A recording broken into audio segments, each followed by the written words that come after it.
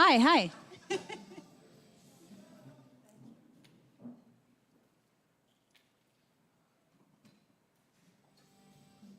Everybody's so quiet. No, let's tense up, everyone. Let's take the fun out of this, yeah.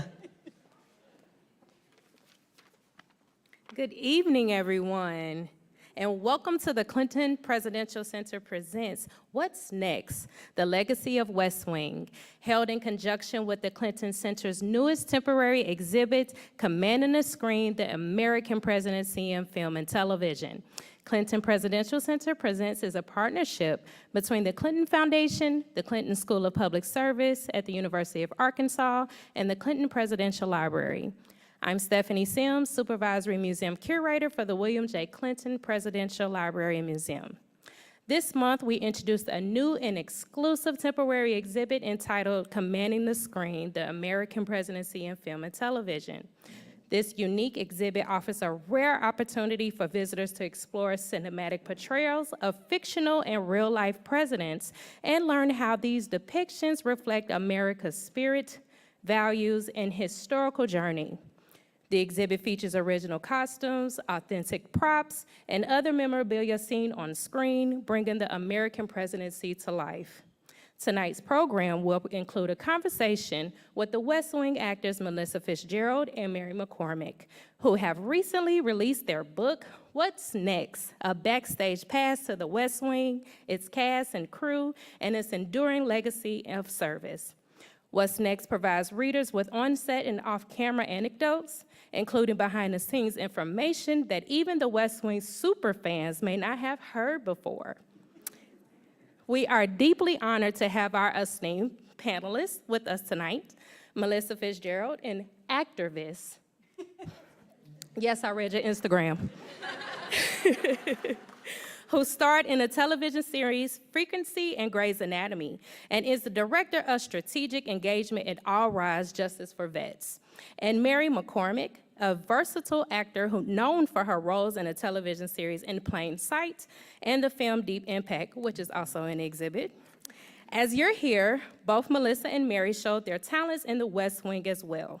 Their discussion will focus on the show's impact on American culture, government, and civic life, emphasizing how the series portrayed a politics of decency and honor, presenting an ideal White House beyond fictional television. Before we begin, I would like to acknowledge Stephanie Street, our Executive Director of the Clinton Foundation, and tonight's moderator, Dr. Jay Barth, Director of the William J. Clinton Presidential Library and Museum. We are sincerely thankful for your participation in tonight's event. We hope you find tonight's conversation informative and enjoyable. Thank you.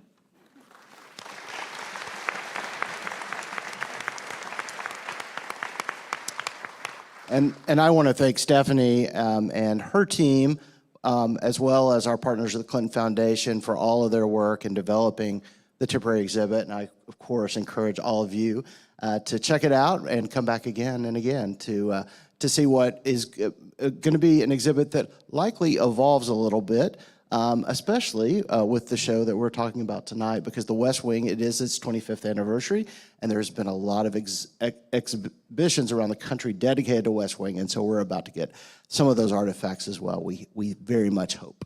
So welcome to you both. Really thrilled that y'all are here at the Clinton Center, and each of y'all acted in the series, as Stephanie said, and so let's talk a little bit. Let's start by talking a little bit about your roles on the West Wing. And Melissa, do you want to talk a little bit about your time on the West Wing, just to remind the audience? Sure. I played Carol, CJ's assistant, for 7 years, and I started off as staffer number something. I think I had one line in the pilot, and then over time it evolved, and I got a desk, and then I got a first name, and then eventually I got a last name. And it was just an honor and a real privilege to get to be part of that show and to work for CJ, played by the great Allison Janney. Indeed. Fantastic. I played Commander Harper. I was the Deputy National Security Advisor, and I showed up much later. Oh, I'm late to every good party. It's so true. I wish that weren't true, but it is true. Anyway, I was just happy to be there because I was a wingnut. a massive fan of the show. So when I got the call to join the show, it was like a dream come true. So I was really excited to come and play a sort of mysterious, strong, cool character. I mean, every time I would open a script, I was speaking a new language. I was like, who is she? That's one of the fun things about TV. Unlike a film or a play, where you know the ending, and you sort of know everything there is to know about your character. In television, you can open a script one week, and you're like, oh, I'm the killer. That's really odd. So that was fun. I love that part of Kate. Yeah. And what season did you come in? 5. But it's hard to believe that you weren't there the whole time because Mary is such an important part of, I think, all of our experiences on the show. And as our friend group, Mary is a key part of that. And I can't imagine bossy. it without you. And very bossy, as am I. So Mary, of course, both of you can answer this, but Mary, how did this book come to be? How did this book get envisioned? And then how did y'all work collaboratively, I guess some of it during a pandemic, in developing this book? Well, I should let you tell this, because Melissa was approached to write a Backstage Pass to the West Wing, a Backstage book. Go ahead. Okay, and then you'll jump in when you come in. So I was approached by Kevin Walling, who's here somewhere. We call the godfather of What's Next. But he said, my book agents would love for you to write a behind the scenes of the West Wing book. And I said, that's not really my book to write. I had a small part in the show. And also, I left Hollywood to champion a cause. I work for an organization called All Rise. And everything I do has to elevate the work that we do and also, you know, service in general. So I said, if they would be interested in a West Wing service book, that's something I could get behind. And then I went out to Los Angeles for Allison Janney's birthday party, November 2019. And Mary and I were having a piece of cake. After many drinks. I think we were overserved. I know we were blame overserved. Allison. Yeah, Allison Janney overserved us, and then next thing you know, we're writing a book. Crazy. Well, yes, and Mary's husband warned us that he said, he was standing there saying, you guys, it's gonna be a lot of work. And we're like, no, we'll do it. 5 years later, here we are. And you did it across the country, right? I mean, Yeah, it was COVID when we started. Selling the book was really fun. That part, I can't recommend enough. Definitely pitch a book and sell it, because that part was exciting, right? Only 12-page proposal. Yeah, and then, but really fun, because Zooms. everyone seems to love the West Wing. That was thrilling. And then we had to write it, and we were like, uh-oh. That got real. Yeah, but it was COVID, so we started, we were all Zooming anyway. You know, everyone was Zooming, so we just started doing hundreds of Zoom interviews with cast and crew, background actors, everyone, writers, producers, everybody. It's a really interview, like in terms of the process, it was an interview-driven book. I mean, we originally set out to write about a 300-page book, The West Wing and Service, and it ended up being close to 600 because we kept interviewing people and we kept getting more exciting and interesting stories. Like, remember when Richard shared that one story with us about the pilot? We thought, we gotta put this in. And the book kept getting longer and longer and longer. But I mean, I think the exciting thing is we had such, if you want to talk about this, the access that we had, of course. Yeah, I mean, I think that is one of the things that separates our book from other TV sort of fan books, is that we were in the cast. So there is crazy access. For example, the casting director, who's fantastic, he was like, oh, sure, I'll just send over the binders. I was like, all right.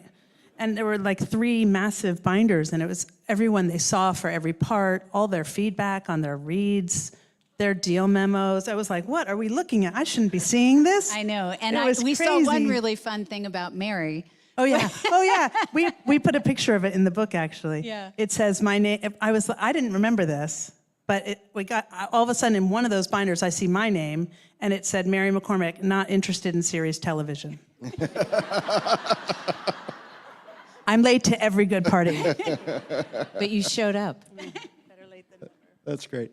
So this show was not a natural fit for television. It was an odd show. So let's talk a little bit about the origin story and the difficult process of getting this show on the air, and then especially on network television.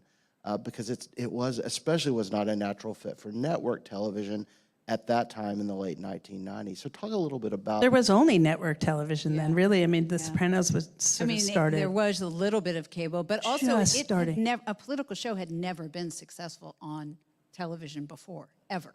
So They stopped making them, in fact. They wouldn't even make it. But John Wells, I think, had a different level of... yeah, who was the producer at ER and had a deal at Warner Brothers, and you know, and then Aaron Sorkin's ridiculous script. And it took over a year, because I remember reading both the Sports Night and the West Wing script at the same time. And I remember, you know, I've said this before, but reading the Sports Night script, I said, this is going to be the best show on television. And then the West Wing script will be the best show ever on television. And I stand by it. And, but I think that, you know, my naivete, I thought this will definitely be on television. And it did take a year, because, I mean, we talk about it a lot in What's Next, but it was a journey to get it on television, because political shows had always been unsuccessful in the past. And I think the climate in the country, it was a difficult time, and people were afraid that people wouldn't tune into that, but they did. Yeah, and there was a lot of investment in it early on. I mean, this was more like a feature film, right, in terms of the amount of investment in the sets and everything. I mean, it was a huge operation from the get-go. So a lot of folks were taking a lot of risks on the show, making it in an atmosphere where it probably wasn't supposed to make it, which I think was very, very interesting in terms of y'all's telling That's that true. story. Yeah, I don't know the answer for that. I think that must have to do with the combination of Aaron Sorkin and John Wells. John having And such Peter Roth, success, and too. Peter Roth loving it. And Scott Sasso, I think, at the time, Yeah, too. loving it. That was like a perfect storm of the right people loving the material. Yeah. So you've already mentioned the casting decisions, that y'all had a lot of access to that. And a significant chunk of the book is dedicated to those casting decisions. And we'll talk more about the casting of Martin Sheen as President Bartlett in a minute. But y'all talk through a number of the key casting decisions, you know, from Allison Janney as C.J. Craig to Dooley Hill as Charlie Young. And I'd love each of you to talk through one of the casting decisions that you think is particularly interesting and became particularly important in terms of the show clicking. And I think y'all can go a lot of different directions. I think Richard Schiff's story is really interesting, just because Richard is sort of like Eeyore, you know, he's always sort of grumpy. Yeah. It's built in. I mean, I would say it if he were here. Yeah. Played Toby. Yeah, Yeah, he played Toby, yeah. And he, you know, didn't want to do TV really, but showed up at the audition and had a reputation for not coming to the final stage of the audition, which they call the test. And he got to that stage, and I think it was Tommy Schlamme, the producing director, who just looked at him and said, "I really hope you come back." And he did come back, and it's like scary to think that he wouldn't have, you know, and Richard did that. Like, he really, I think, did it a number of times and had a reputation for it. Like, he just really... And he shared that with us, too. I think he said Tommy put his hand on his shoulder and, like, looked him right in the eye and said that. Yeah. And I think that meant a lot to Richard. And he saw Allison Janney in the waiting room. And he said, if they cast her, they know what they're doing, like something like that. And so he knew her work, and she had really mostly done plays up until that point, small parts in films, but and Primary lots of Colors, theater. she was in that and just was brilliant. Yeah, but when he saw her, he thought, well, maybe they're making something good. Yeah. Yeah. And is there one that stands out for you? My own. Yeah. Smart. We'll talk about it. Well, no, it just changed my life. Completely changed my life. I mean, I'm part of a family of friends that has been, you know, we've been together for 25 years. And first of all, professionally, obviously, it was a great opportunity, but personally, it has been the biggest gift. And, you know, I wouldn't have Mary in my life. I wouldn't have Alice and Janelle. I'm Janelle's son's godmother. And you know, Richard and Dulé, and obviously Allison and Brad, Brad, who's in Budapest. we're really close. It's gross. Yeah. I mean, it is like family, and we're, you know. We're on a text chain all day long. It's Yeah. weird. And Josh Molina, we can't forget Josh. Yeah. Well, we can. You can. So, I mean, is that kind of camaraderie normal at all? Oh, and hold on, I'm so sorry. Martin! Martin's not on our text chain because he doesn't really do the cell phone. But Martin is like a second. He's the captain. Yeah, he's like the second father to us. And the work that I do now at All Rise is because of Martin. He brought me, gosh, I think 12, 13 years ago to their conference. I lost a dear friend to addiction, and Martin said, I'm going to speak at this conference in D.C. Will you come with me? Because he knew, and I went with him, and it really changed the course of my life. So is that kind of camaraderie, is it common at all in? No, I mean, I've done a classes? ton of jobs. I'm 1,000 years old now, and you don't, sometimes you really make good. one friend, you know, a good friend, but never like this. Really unusual. So let's talk about the casting decision that seems super obvious now. And that is, of course, Martin Sheen as President Josiah Bartlet. And this wasn't inevitable. The vision of the president's role in the series was not yet fully established. Lots of other names get considered, some really interesting names. Could y'all talk a bit about that whole process? And I guess, but because of some of the materials you got access to, you have a lot of insight into. Wish we that could have put process. all, we did in the book put some of the casting, the idea lists, but there's so many more. And there's think about like a James Carville as Bartlett. I know, He was some on of them are crazy. George Steinbrenner. I mean, I think my mom was on one of the lists. Like, it's not, the lists they're crazy brainstorm Yeah. sessions. And Yeah. Hal Holbrook was President Bartlett for 12 hours, I think, or 16 hours. And then, you know, they brought him back in another role. But But the part wasn't meant to be that part. It was really going to be just a tiny, tiny role. It was really, the show was conceived to focus on the staff, not the president. And then when Martin Sheen showed up, everyone's like, more of him, please. And Martin said, the last shot of the pilot, he said, you know, we put it in What's Next, too, but he said, you know, in the Oval Office in that final scene, and he said, people are want to know more about what goes on in that office. And so he had a sense that he'd be coming back more. And there were conversations about diversifying the president in some ways. Obviously, that's before there is a black president, but there were several Sidney Poitier was on the, lots of Yeah, people. Colin Powell, a lot of non-actors. Women, there was a women's list. Yeah. So Crazy.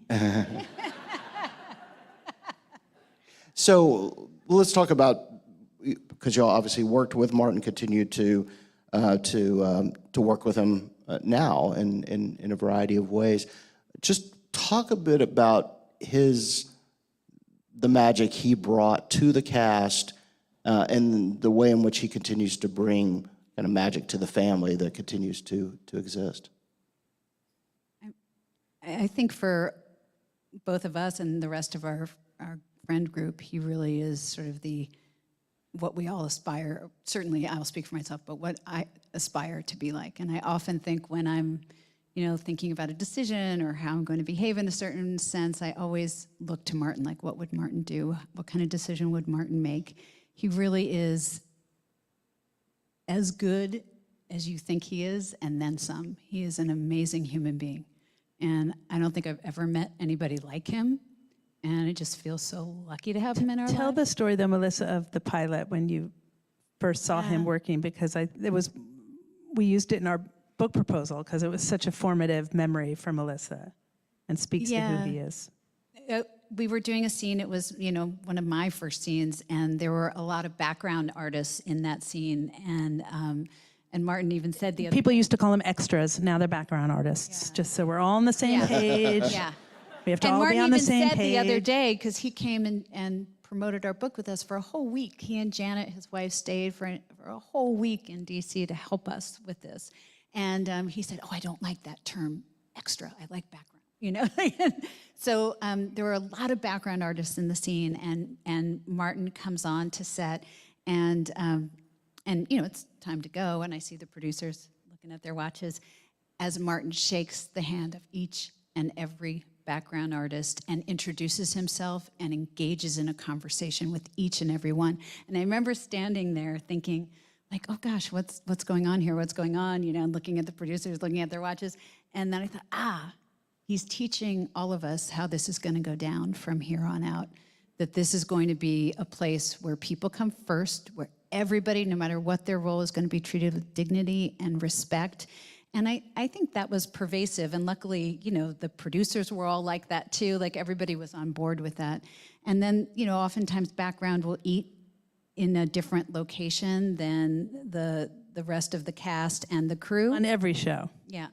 And Martin insisted that there's one place where we all eat together, because he said, families eat together. Well done.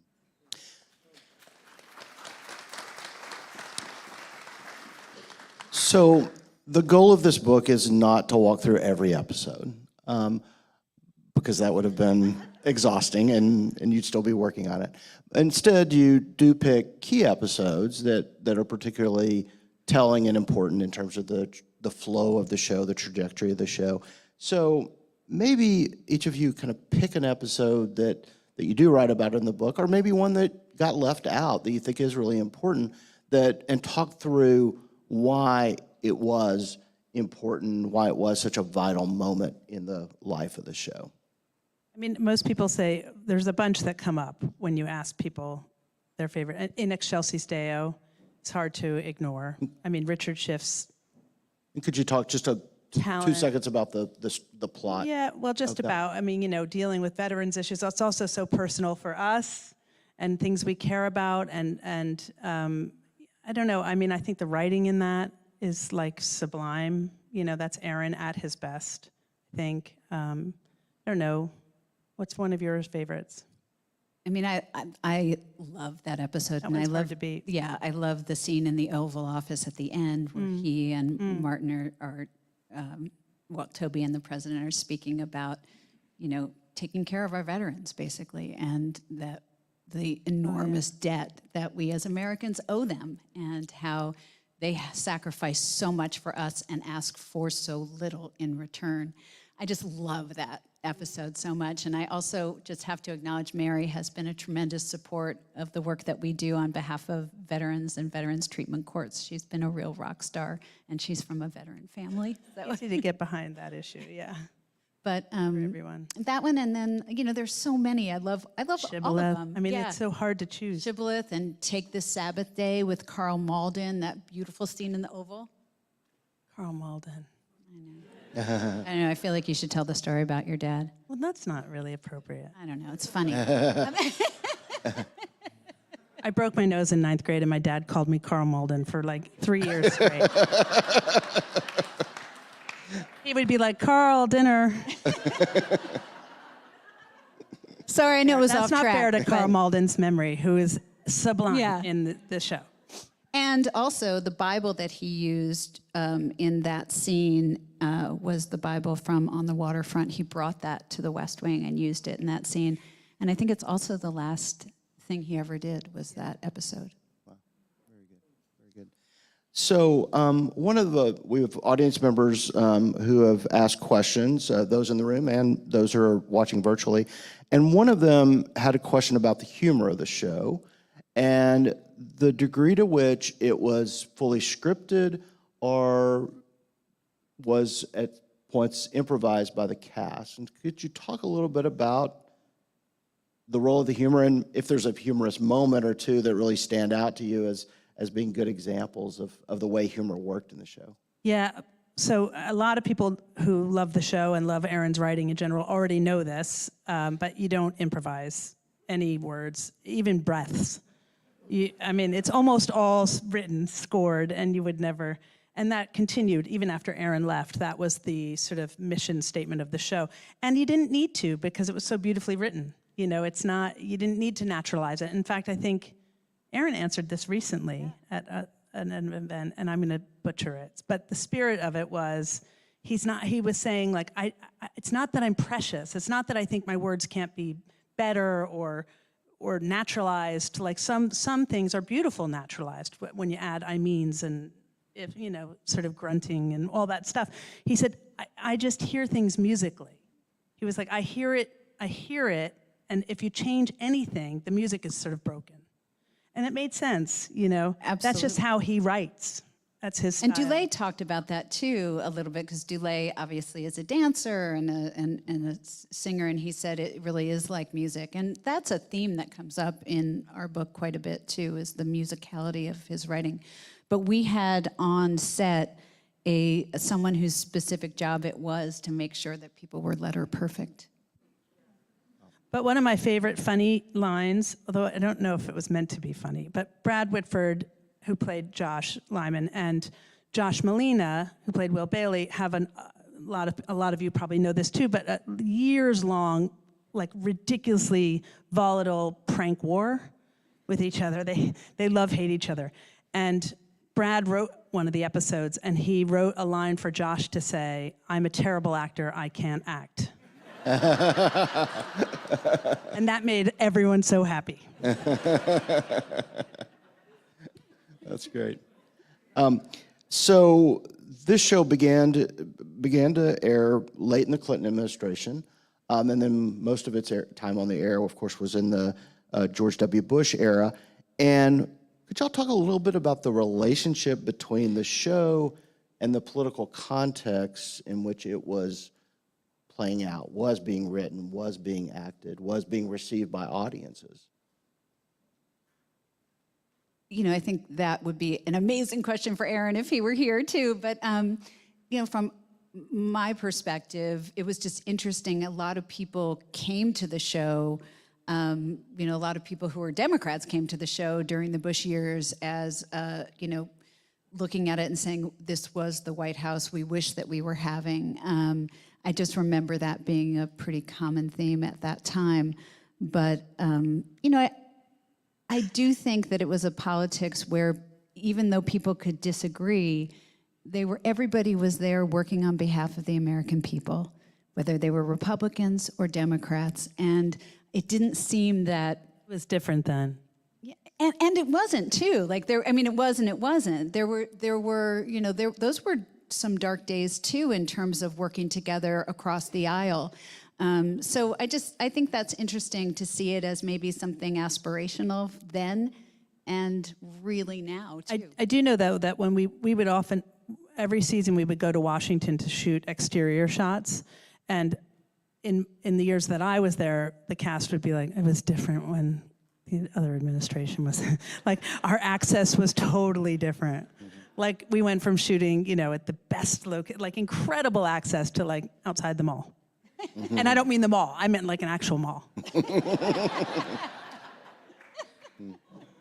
And you did to every party.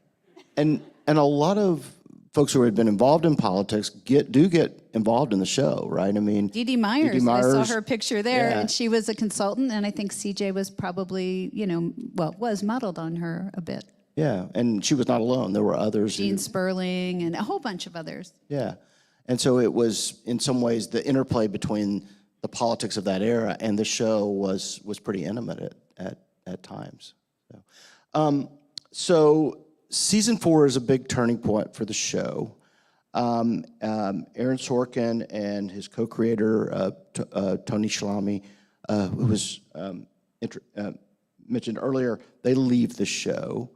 And that was somewhat unexpected by some involved with the show. Would you agree? Certainly, it was unexpected to me because I had a small part on the show, and I was very surprised by that. I think the whole cast was surprised. Yeah.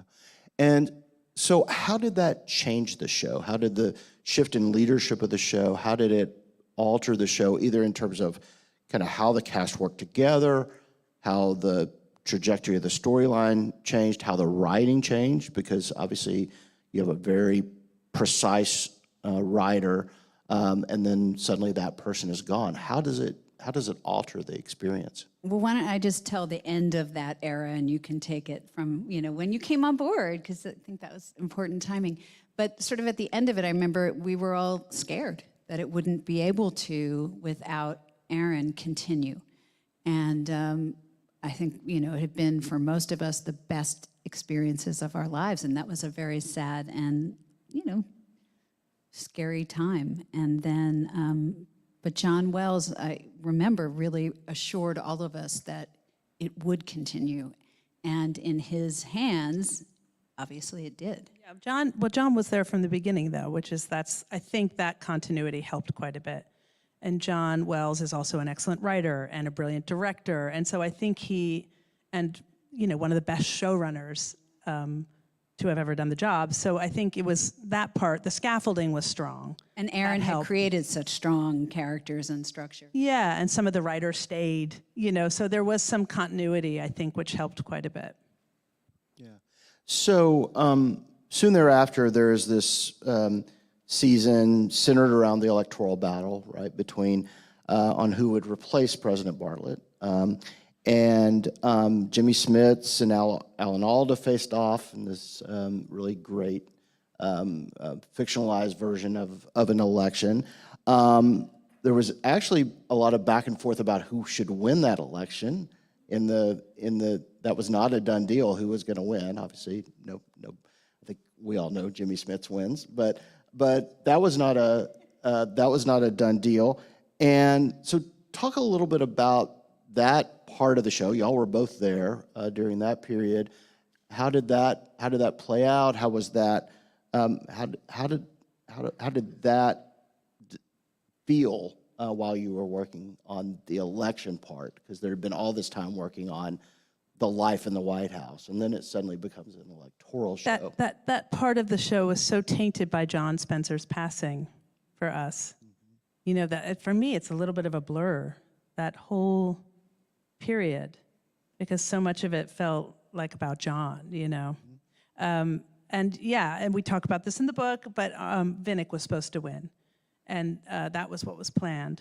And then when John passed, I think John Wells said he just thought it was too much for the audience to lose John Spencer and the election. And the election. And talk about John Spencer's passing, which was obviously deeply affected the cast, but talk about how it impacted the storyline as well for those who haven't watched it in a while. Well, it changed the winner of the election. Santos won, and so it really did change the whole rest of the show. And I think, if there was any thought that the show could continue past the election, I think John Spencer's passing sort of put an end to those thoughts. It just didn't feel, I think, to most people like the right thing after that. Yeah, he was a huge loss for obviously, it's like words don't do it. Mm-hmm. Yeah. It was hard. And that really comes through in the book. He was so loved. And such a huge, he and Martin were like the parents of all of us, really, and the show. Yeah. We all looked to them.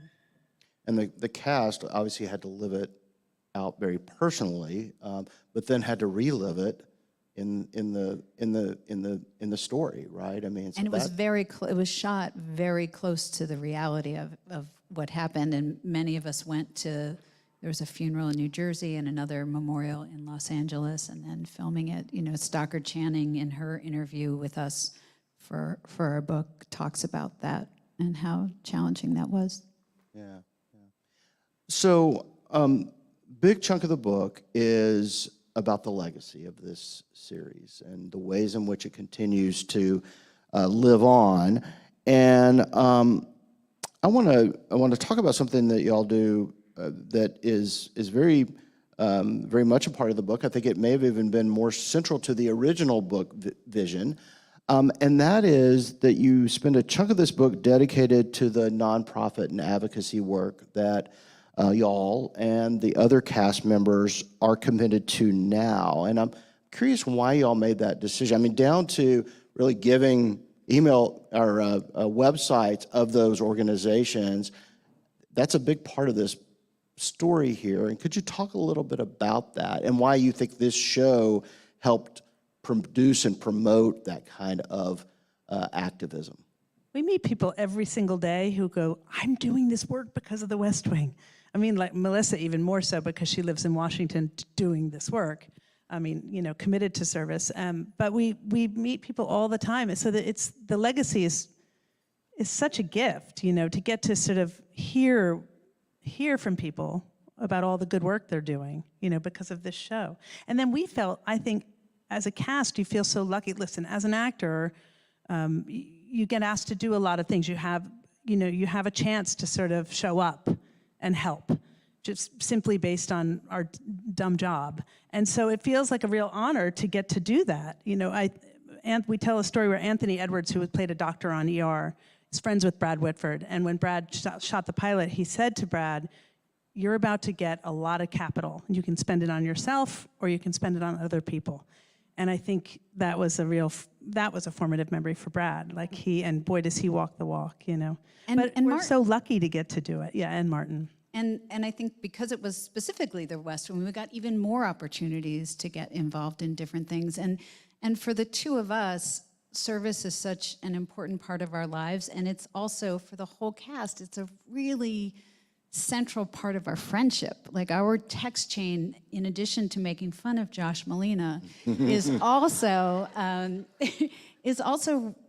us asking each other to show up for a fundraiser, or, you know, Mary coming to my conference and Martin coming to my conference. You know, One time I asked Josh Molina to co-host a JDRF benefit with me, and he said he couldn't do it, and he emailed me back. He said, "This is awkward. I'm pro-diabetes."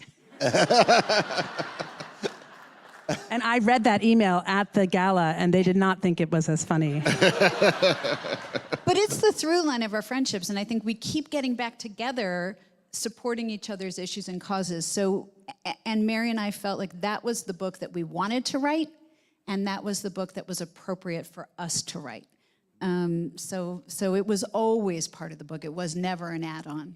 And then we thought we'd weave it through, so it never felt like, oh, you know, the fun, the juicy stuff, and then the service stuff. It's Yeah, like, we didn't want to it's put all it juicy. together in a chapter because we thought people might skip over that chapter on service. Yeah, but it's fun to hear about what Alice and Janney's passionate about, and you know, I think it's actually really.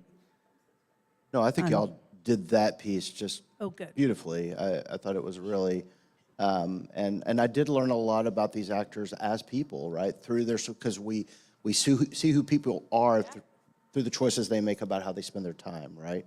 And I think that was very, very well done, and a great celebration of this spirit. So we've already mentioned it a little bit. There are these people called wingnuts, and they're not. It's not a small number. We've got, and then you have other folks who just, this is their go-to binge. If they need a show to watch and don't have anything else in the queue. Why does it have such staying power a quarter of a century later? I mean, there are a lot of great shows from that era of television, because it was a really good era on television that don't have that same power. What is it about this show that has such a No, I have 3 teenage daughters, and they're all finding it. You know, and I'm meeting young people all the time who are finding the show on Max, and it's still relevant, and I think it's hopeful. You know, I mean, it's been said it's too, you know, is it Pollyanna-ish? Is it too optimistic? Is it, you know, those are some criticisms, but I think some of that feels good. It's a tonic, you know, it's an antidote to the despair that sometimes politics dishes out to us. I think it feels good. It's nice to sort of remember that some people are in politics and service to do the most good for the most people. That's a nice thing to sort of revisit. And I think it's true. I mean, I've met so many people in the work that I do now and in my whole growing up that work for the government, and they are good people trying to do the most good for the most people.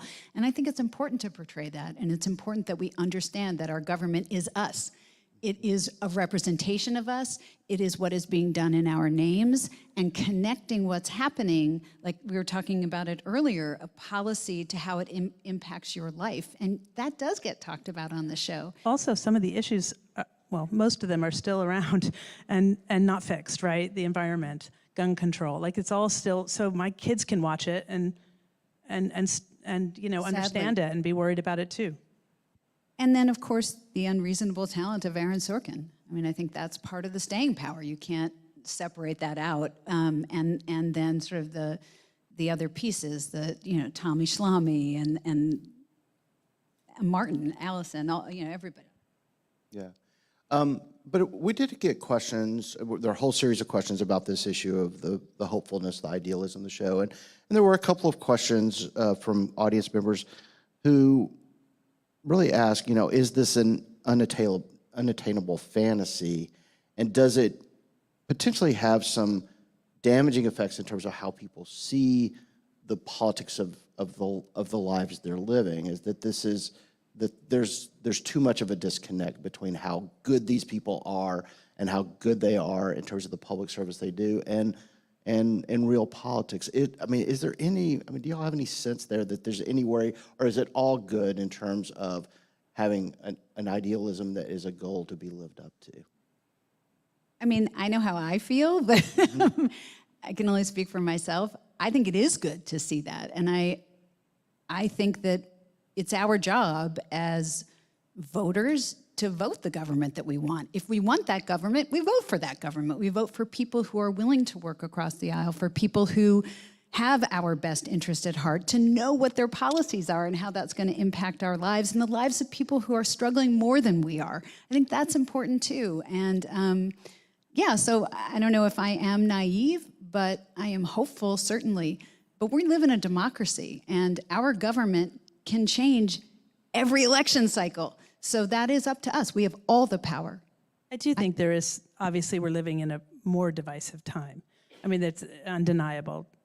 Aaron answered this question recently and said the reason the West Wing couldn't be on the air now is that there are no, what did he say? I don't want to get it wrong. Something about, not there are no, but maybe there are no reasonable Republicans. It may have been I can't remember his exact words, but he was quoted. It's in the paper. You can Google it. Yeah. But I understand what he's, that sense of compromise is harder to find these days. It's still there, and some people are willing to do it. It's just harder to find.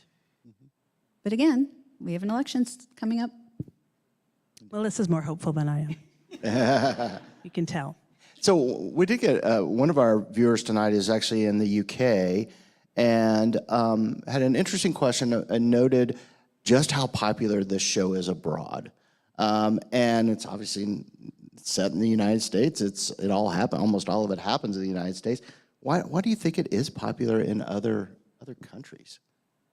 Maybe it's the America they hope is out there, It's like wish fulfillment, maybe. And also Aaron just writes a great story. Good TV is good TV. Yeah. It's good storytelling. Yeah. What she said. Yeah. So Aaron Sorkin said that the show was, quote, a love letter to public service. And you all include that pretty early in this book.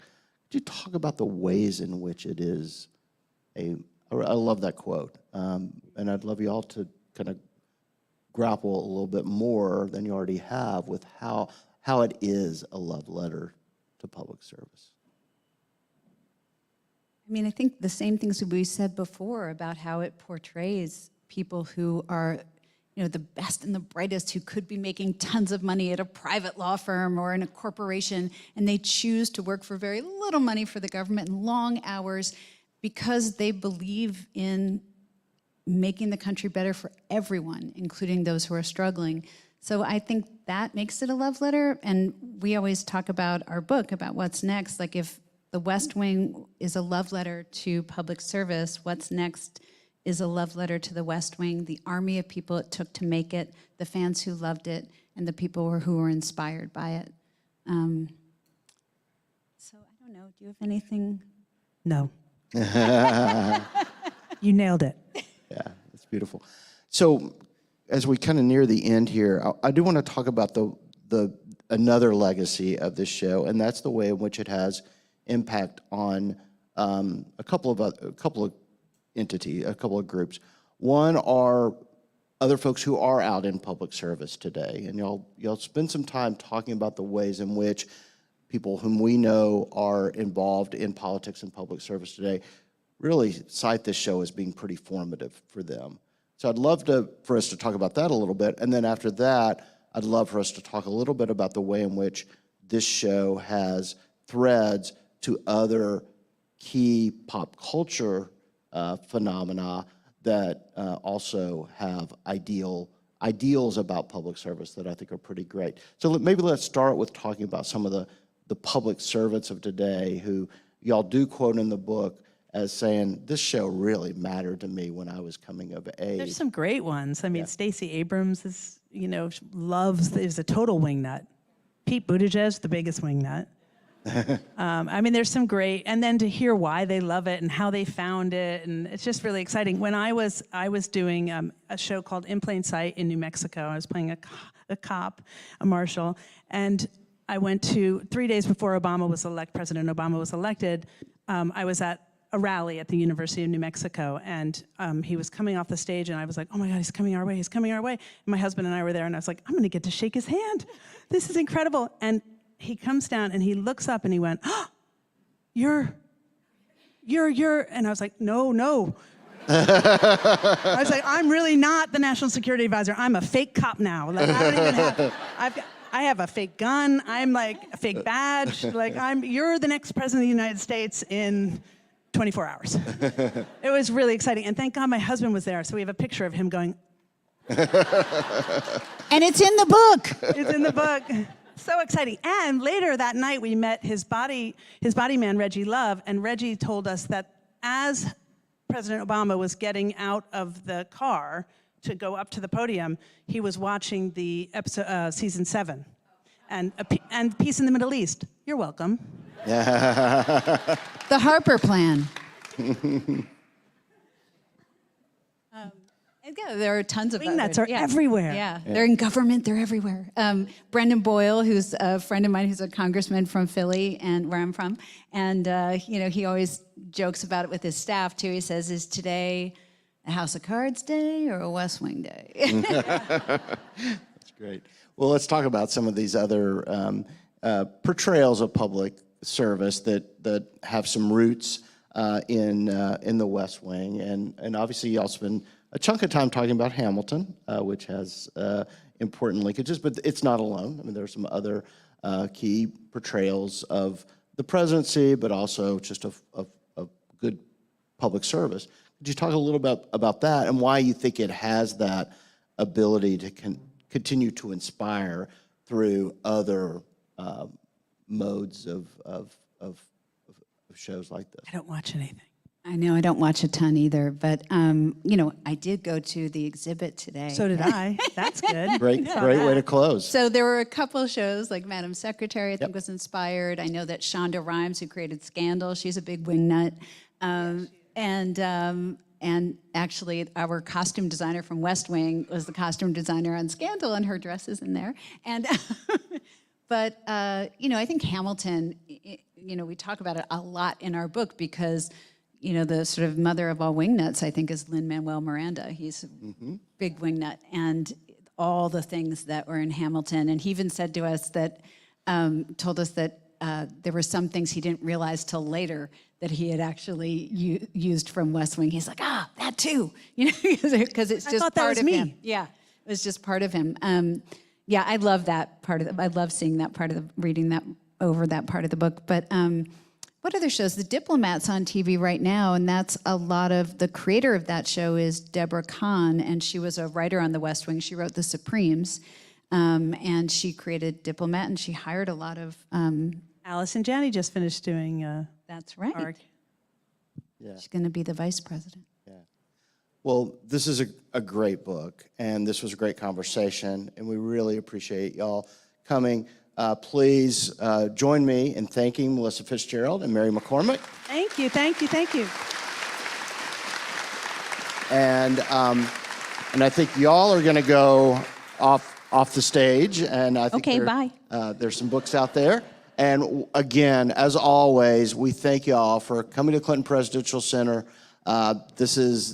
Conversations like this are the reason this place exists, and we are glad that y'all are living proof of the power of presidential libraries and presidential centers in communities like ours. Thank y'all, and we look forward to seeing you next time.